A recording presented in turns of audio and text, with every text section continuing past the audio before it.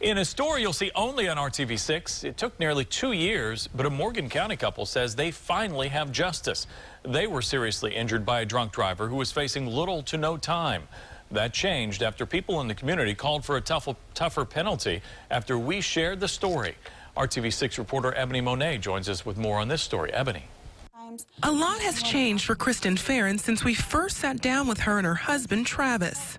We're moving on with it, and we're happy now. So everything's coming to an end, and we're glad to be moving on with our lives. 6 months ago, it was a different story for the newlyweds. Knowing that at the time we were wanting to start a family and we had our own home that we lived in. The couple had medical injuries resulting in 20 surgeries between them, leaving them unable to work with more than $300,000 in medical bills. I was unable to take care of myself for 2.5 months. I depended solely on my mother and my husband, and having my husband go through seizures was one of the most devastating things in my life and his. Police arrested Matthew McKinney for drinking and driving and hitting the Farrons on State Road 142.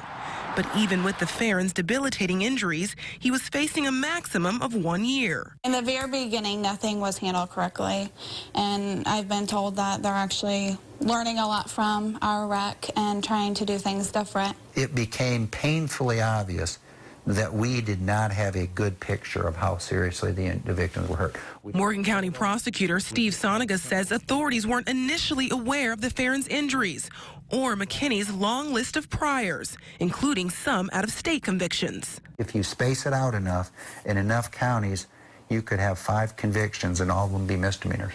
The accident report makes little mention of the Farrons' injuries. They make the comment all the time that they make Channel 6 News comments all the time to us about that's how everyone knew what happened. So if we went and I've got a hold of you and you guys came and reached out to us, I don't think that anything would have more been done about it.